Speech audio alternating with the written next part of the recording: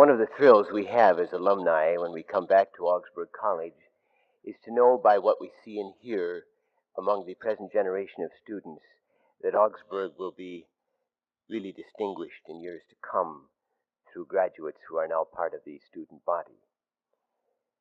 In past years, we've sought to give recognition to graduates who have distinguished themselves not only as persons, but as people, as human beings, and who represent Augsburg, therefore, in a way that is extremely special, and one which we would emulate if we could. We're very fortunate today in having a number of those who have received the distinguished alumni citations in former years. I'd like to ask them to stand and to remain standing as I read their names. Reverend B.A. Helland, Reverend M.G.C. Vognes, the Honorable Judge Luther Sletton, Miss Martha Matson, Dean Emeritus, Miss Gerda Mortensen, Dean Emeritus and Professor Emeritus Dr. Martin Quanbeck, Reverend and Mrs. Ben Jenvik, Dr. and Mrs. E.C. Andreasen,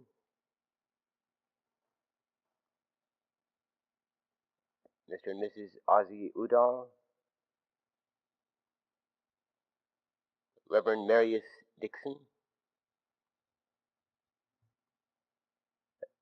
Professor Emeritus Dr. and Mrs. Arthur Nash, Dr. and Mrs. Luthar Gerdy, Miss Oletta Wold, and Dr. and Mrs. John Stensvag. I believe I have those who are present. Have I omitted anyone? We're very happy and extremely honored that you could be with us today.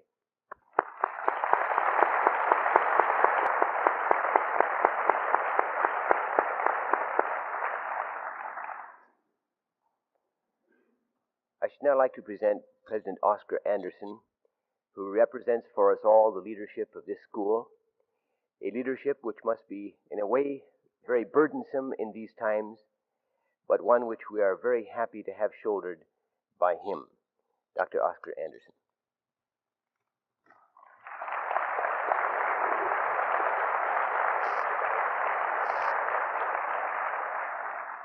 Dr. Bakken, Student Body President Saul Stensvag, honored guests and friends, if the President's job is burdensome these days, this is one of the occasions that serves to lighten the load, because I want to say that it is indeed a great honor and privilege to be a part of this program every year.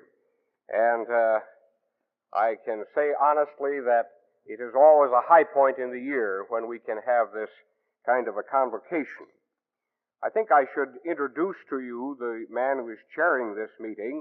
Dr. Norman Bakken is Professor of New Testament at Northwestern Lutheran Theological Seminary and a member of the Alumni Board. And I just wanted you to know who it was who is presiding today. The theme for homecoming has already been expounded by Saul Stensvag, and I want to congratulate the students on the more somber theme for homecoming. The rest of it that has some janitorial connotations, we take in good faith as being the intent for tomorrow, when the particular duty that the football team has will be carried out. But all of this is part of the spirit of homecoming, and we do it with good humor and with a great deal of pleasure. There is also, with respect to the unity which has been mentioned, the matter of the unity of generations. And I don't suppose that any convocation represents in better fashion the kind of unity among generations or between generations which is possible than this particular convocation. When you can bring together the graduates and the present students, the people who have been part of this institution for almost 7 decades, then you know that we can in this spirit and in the spirit of Augsburg College, bring the generations together. So it is my privilege again this year to present these distinguished alumnus citations to 3 former students at Augsburg College. And I'm going to ask again that these recipients come and join me here at the platform as I proceed to embarrass them with the citation, and then we will present the actual citation from the regents and the alumni board. But first, then, I will call upon Dr. Henry J. Burtness. Dr. Burtness. Now, you can look at me or at the audience or anything you want, or whatever is comfortable here. Henry J. Burtness claims a triple connection with Augsburg College, each of which is important and worthy of note. He is a graduate of this college in the class of 1947, having earned his B.A. degree in mathematics and chemistry education. In addition, he is an Augie who returned to serve for 7 years on the faculty of this college. While here in this capacity, he served as chairman of the then Department of Psychology and Education, and had been promoted to the rank of professor at the time of his return to his native state of Washington, the scene of most of his professional career. The third connection with Augsburg is no less significant than the other 2. He and his wife are parents of a very fine student presently enrolled at Augsburg College, Rebecca Burtness.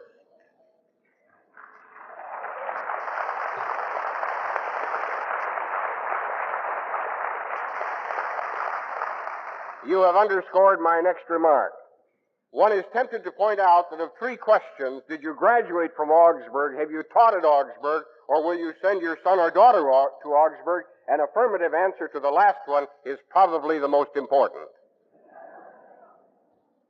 It is for distinction in the field of educational administration that we honor Dr. Burtness today. In a very real way, he represents the quality of educational administrators who have come out of this institution, and they constitute no small number, since so many of our graduates have entered into careers in education.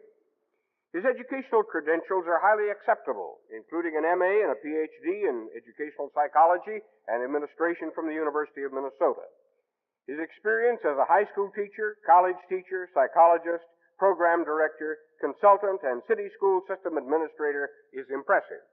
His present position as assistant superintendent of the Tacoma Public Schools in charge of pupil personnel services, a post he has held for the past 8 years, speaks to his competence.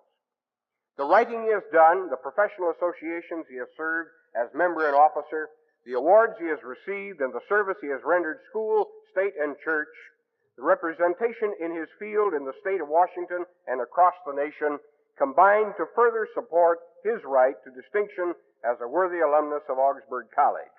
And may I quote from a letter which I received today from Mr. Maynard C. Reynolds, the chairman of the Department of Special Education at the University of Minnesota. I'll read one paragraph. Hank, that's all right, isn't it, is distinguishing himself as a special educator at the national level. For the past several years, he has worked closely with the Leadership Training Institute, Special Education, directed to the support and leadership of programs funded by the Bureau for Educational Personnel Development, U.S. Office of Education. Through this association, Hank has been influential in the work of fostering programs directed to better accommodation for handicapped children in regular mainstream educational systems. His leadership in areas of administration, curriculum development, and program implementation have been significant. If education for service in education is personified in graduates from this college, Henry Burtness is an outstanding example. Many factors no doubt motivated him toward such service, but one item on the information sheet he sent to my office under the rubric Activities While at Augsburg, which is supposed to describe what you did here besides study. When one item rates his own exclamation point, you may well surmise you have uncovered the clue. You may well surmise you've uncovered an important clue. Education for service? Indeed. No wonder the last item on his list of collegiate activities is emphasized. Dining hall crew! Exclamation point. Let this citation be an inspiration to a host of past and present Augies. They also serve who have served in the dining hall.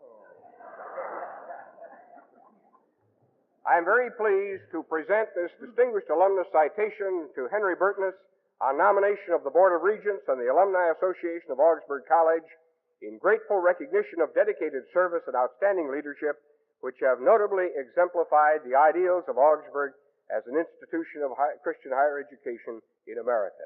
Congratulations, Dr. Burtness.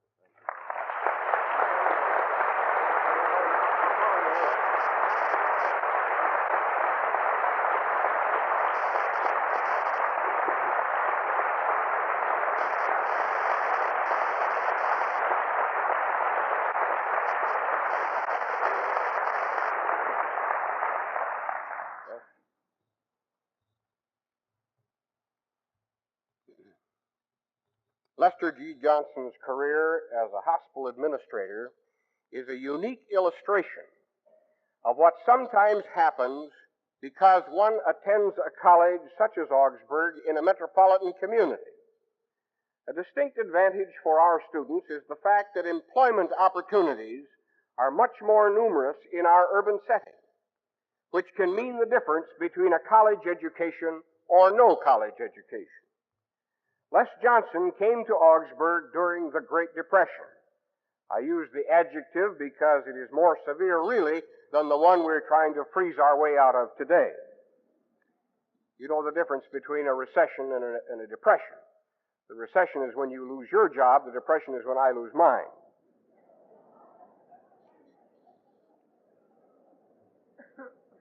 Les came to the big city from the little town of Lonsdale, Minnesota, in search of an education and in need of a job. Fortunately, he found employment as an orderly, night switchboard operator, and then admissions clerk at Swedish Hospital, some 12 blocks from the college. For decades, employment in our neighboring hospitals has been a much appreciated source of support for Augsburg students while attending college. Like so many since his time, this daily or nightly trek to work did not interfere with his scholastic pursuits, nor with his chief extracurricular activity during his college career, music. Lester Johnson was perhaps best known on campus in those days for his activities in the Augsburg choir and as a member of an outstanding male quartet. Vocational opportunities were hardly plentiful in 1939 when he graduated. And by this time, he either knew enough about the hospital or had enough on the people who ran it that they could not afford to let him go. So he remained in various capacities at Swedish Hospital until World War II, when military duty included a direct commission in the Medical Administrative Corps. In 1946, he returned to Swedish Hospital as credit manager, and since then moved steadily through responsible executive positions to become, in 1965, the chief administrator for this splendid urban hospital. A student job while at Augsburg can have a great deal to do with one's vocational destiny. Like Augsburg, Swedish Hospital is a part of a dynamic metropolitan development which changes the course of institutions and individuals. Hardly a citizen in this community is unaware of the changes taking place in the healthcare activities of Minneapolis. One such development involves the creation of the Metropolitan Medical Center, the connecting of St. Barnabas and Swedish hospitals, the new relationship with an expanded Hennepin County General Hospital, and right now the question of whether or not to close Chicago Avenue. It is not strange, therefore, that in this emerging hospital and medical complex in our city, uniting as it does private and public health care institutions, Lester Johnson should be in the thick of things as the Executive Vice President of the Metropolitan Medical Center of Minneapolis. Such a position, of course, serves to expand his activities in the Minneapolis or the Minnesota Hospital Association, the American College of Hospital Administrators, the Minneapolis Blood Bank, and the Twin City Hospital Association. He still finds time to serve on his church council, teach in the church school, and sing in his church choir. Augsburg is proud that many of its graduates are active and successful in the healthcare field.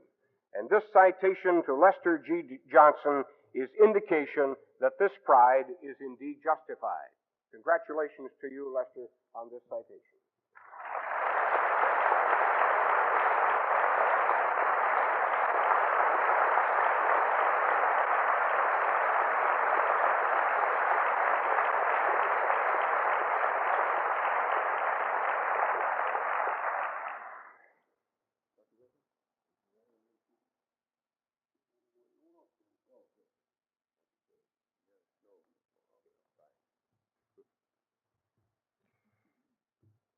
Does someone who attended Augsburg, whose name or position are relatively obscure to most people associated with the college, ever receive consideration for the Distinguished Alumnus citation?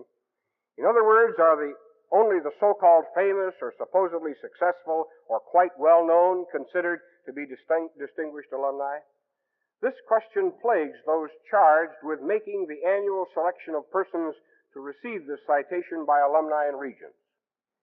Chief among the criteria is the appropriate but somewhat nebulous qualification, a person who exemplifies the ideals of Augsburg College. And how many they are, unnoticed and unsung among our alumni, who do just that, who never receive a citation. Those few selected become representatives of so many. But you would agree, I am confident, that a man who attended Augsburg nearly 70 years ago, who believed in taking his educational capital back to his hometown and investing it there, who demonstrated in his professional career that people's needs come before his own welfare and aggrandizement, whose quiet generosity without fanfare makes him loyal friends among young and old alike, who reads widely, keeps an open mind, and is always learning, and who has worked hard for the improvement of his profession, that such a person does indeed exemplify the ideals of Augsburg, even though this may be the first time most of us have ever seen or heard of Conrad P. Winther. Perhaps back in the early days of this century, Dr. Winther enrolled at Augsburg because either he or someone else thought he ought to be a minister. Something must have caused him to change his vocational intention. For instead of working with the mouth, he decided to work in the mouth.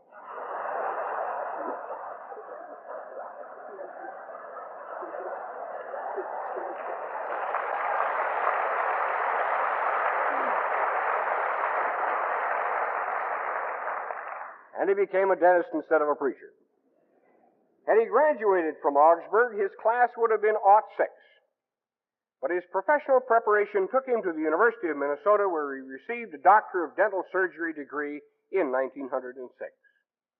Painesville up in Stearns County is not in the most prosperous area of Minnesota, but it was Dr. Winther's native heath. And there he returned to give 63 years of faithful service as a dentist in his community until his retirement 2 years ago. It is a conviction with him that people who have been given special blessings ought to share them with the folks back home. Unselfishly and at personal sacrifice, he has met the needs of people as he has seen them, as many in his community will attest. And he has a remarkable entourage with him today from Painesville. Whether it be a personal problem or a community or a church need, he has always been ready to help.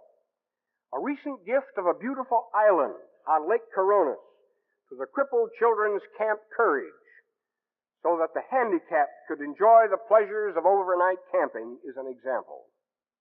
Dr. Winther is known for his avid reading and for his alert and sagacious observations on many facets of life in this world. His professional memberships remain intact. He is a charter and life member of the Minnesota Dental Foundation. To this gentleman, today one of Augsburg's oldest living alumni, it is a genuine pleasure for me to present, on behalf of the college, this distinguished alumnus citation. To you, Dr. Conrad Winther, this citation with our congratulations.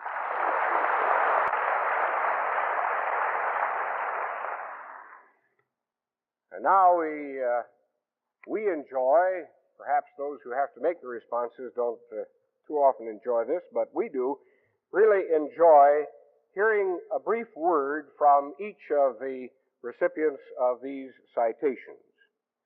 And I'm sure that we want to get the reaction of this kind of spread, shall we say, of graduates from the 40s and the 30s and the aughts, in order that we again may see the real unity that does exist between the generations. So I'll begin in the order in which the citations were presented, and without further introduction, call upon Dr. Burtness, Mr. Johnson, and Dr. Winter.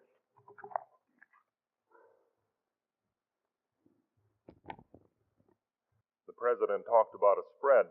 I've not only been spread, I've been strung out. And now if I could only speak.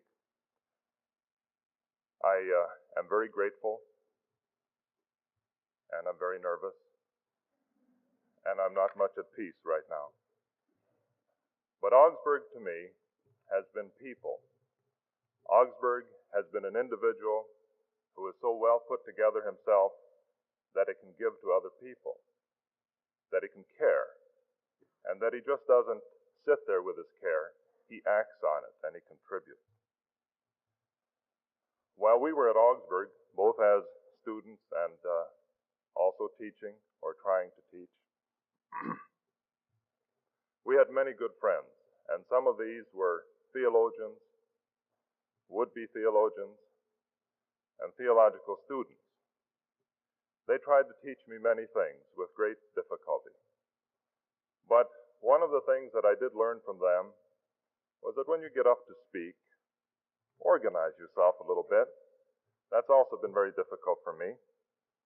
But they said, speak of 3 points.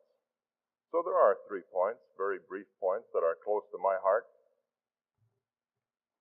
And for once, I'll take their advice. First of all, I'm extremely happy to be identified with teacher education. Teacher education is in its infancy, still. Some would say it's reached early adolescence, but there is a great deal of growth, a great deal of development ahead for teacher education. Teacher education needs to be freed from the confines of a department, as it is known in some colleges, and needs to be a function of an entire institution. Teacher education needs people who are more the age of the average age in this group as I look around, who are young and who dare to be creative, who dare to do the different. Then I'm extremely proud to be a part of public education, for I believe in it. Public education is perhaps one of the greatest inventions of mankind. Public education again, and still, needs people who are young, who are well qualified, but most of all, who are willing to give their lives to young people. We need young people in public education who are realistic enough to see it for what it is and to help it become what it can be. And then finally, at a time like this, racked as I am, I must make an acknowledgement. Some of you don't know, most of you don't know, the many good friends that we have here and have had at Augsburg. And some of these friends have made very interesting observations about my life. Sometimes they made some comments too. And these people have said, have commented on the good life that I have had and on the opportunities I've had to make a contribution or two. And they have said, this is due to the presence and support of your wife. And this I want to acknowledge right now. I am grateful, and I thank you.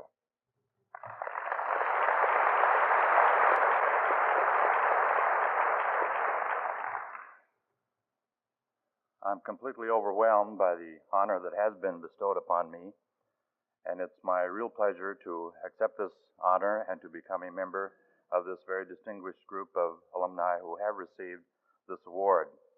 It is true that I found myself in the hospital field in the area of health care through the college at a time when I did need a job. And I think it'd be only fair to indicate that the person that was involved at that time was Mr. Abner Batalden, who many of you will know, who at that time was in charge of the employment office at the college.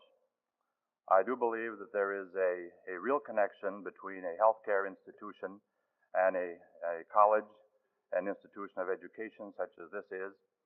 In our hospitals, we are indeed educational institutions as well as areas of health care. And we believe and hope that this will continue as the days go on. We know that all of you are aware of the fact that the healthcare field perhaps is one of the areas that is talked about to the extent perhaps next to the colleges and to the educational institutions.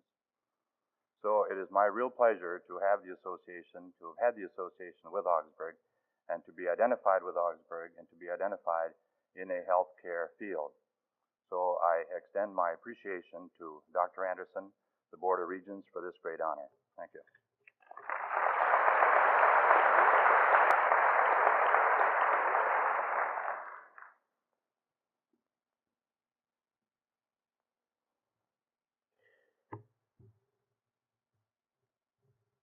President, friends, students, I don't know why I'm here, to tell you the truth. As he told you, I've been in a little town trying to attend to the needs of the people. And when I first got a letter from the president saying that I was nominated for this honor, I didn't answer it.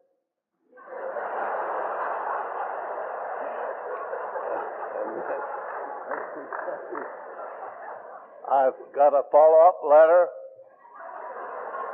and I said, what I have to do here, I said, first letter, I said, somebody goofed.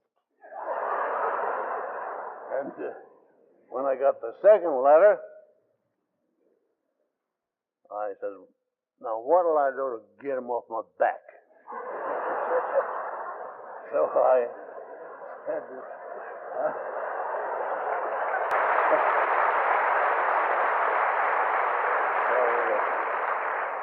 Finally, I talked over my wife, and I said, gentlemen, I owe it an answer anyway. So that's the reason I'm here, because the only thing that I can think of that is my age.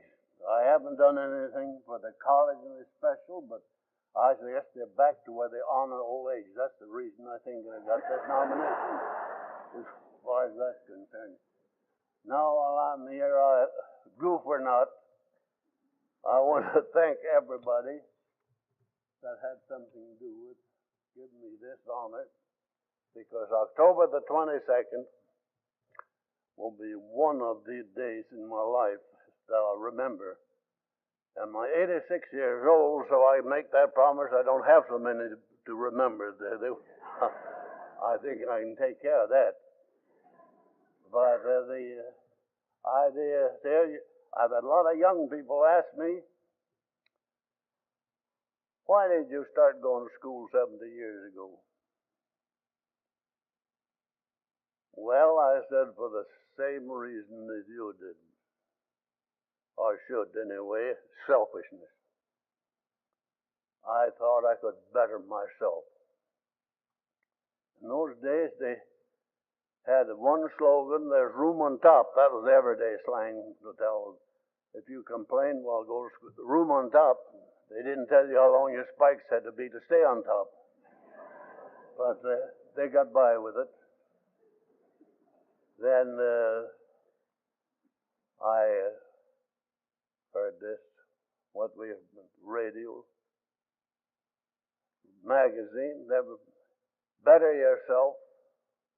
They give the figures what you could earn. If you was a high school graduate, and if you were just a poor 8th grader, you were just below the level. And as far as you climbed the ladder, whether it was BA or MA, more of the same, it doesn't make any difference. it was for your own benefit. And after a while, I found out that it's pretty hard to better yourself on the other fellow's expense. And the line is pretty narrow to keep from not taking advantage of the one that's below. Because this idea of staying on top, don't need a college education to realize somebody got to be on the bottom. So I got to the conclusion that my education, after I got old enough to do my own thinking, was try to make this world a little better than I found it when I leave it. Now I thank you.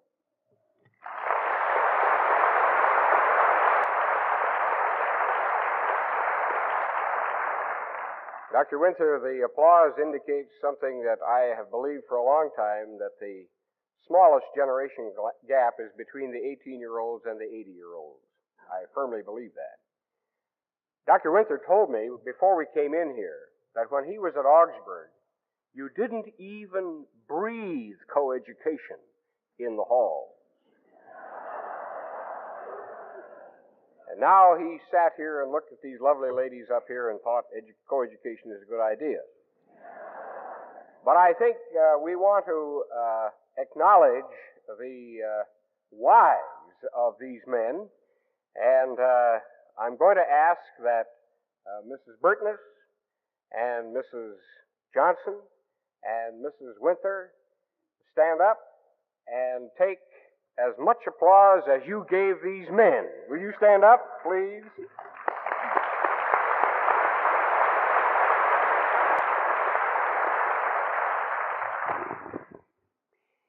A few brief announcements. We have, I see, many former members of the choir here, and Professor Saturn has asked that you make your way to the risers to join the choir in one of its selections later in our program. And we'd ask you to do that now and don't feel that you will be interrupting us. To the alumni, I would like to make special plea that you take notice of all of the events that Augsburg College has planned for us this day, and especially tomorrow. The Saturday noon luncheon tomorrow is at 11:45. The big game is at 2 o'clock. There's a smorgasbord at 4:30, starting at 4:30 in the afternoon. And in the evening, there will be entertainment. The cabaret singers will be performing for us at 7 in the evening. There are many other activities, people you want to meet, things you want to see. Make Augsburg your home again these days. I should like to thank in advance the musical organizations of Augsburg for being with us today, and we turn over our program now to them, and then we'll ask that Pastor Monsager close our program with a benediction. Thank you.